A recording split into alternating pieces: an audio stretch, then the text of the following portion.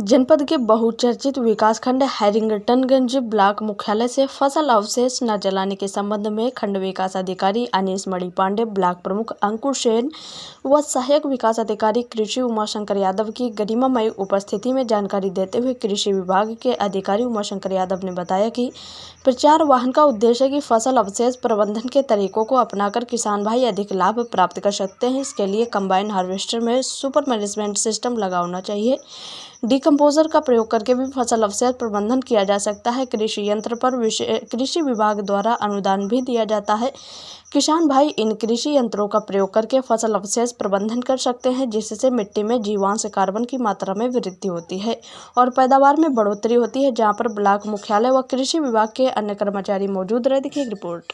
प्रथम सर, आपका हमारे चैनल में स्वागत है और सबसे पहले हम आपका शुभ नाम जानना चाहेंगे और पद जानना चाहेंगे। हमारा नाम उमाशंकर यादव है, सहायक विकास अधिकारी कृषि हैरिंगटनगंज में है। और सर, जैसा कि सुनने में आया है कि यदि किसान अपनी पराली न जलाने के लिए अगर उसकी सूचना विकास खंड पर देते हैं तो क्या कोई सिस्टम ऐसा आया है? हाँ, पराली प्रबंधन के लिए जो है एक व्यवस्था ये लागू है कि यदि कोई किसान 2 ट्राली पराली को गौशाला में पहुंचाता है तो वहां से 1 ट्राली गोबर की खाद ला करके अपने खेतों में डाल सकता है। ये जो है व्यवस्था है कि वो अपने जो पराली जलाने के बजाय गौशाला में पहुंचा दे और गौशाला से गोबर की खाद ला करके अपने खेतों में डाल करके उर्वरा शक्ति बढ़ाए और अपनी पैदावार बढ़ाए। जी धन्यवाद। सर, जैसा कि आज प्रचार वाहन को जो है रवाना किया गया है हरी झंडी दिखाकर, तो हमारे चैनल के माध्यम से क्या जानकारी देंगे?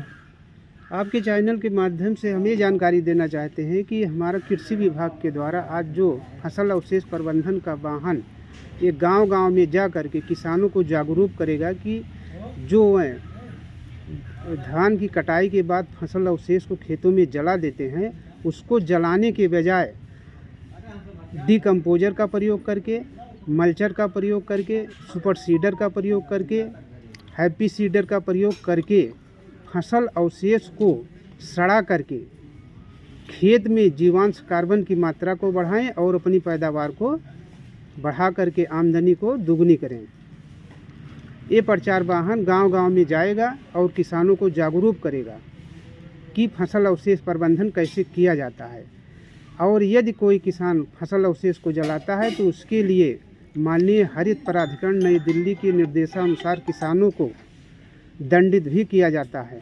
तो दंड से बचने के लिए और अपनी आमदनी बढ़ाने के लिए, मिट्टी में जीवांश कार्बन को बढ़ाने के लिए किसानों को चाहिए कि कृषि विभाग के द्वारा जो कृषि यंत्र अनुदान पे दिए जा रहे हैं उनको लेकर के किसान जो है उनका प्रयोग करें और फसल अवशेष प्रबंधन करें।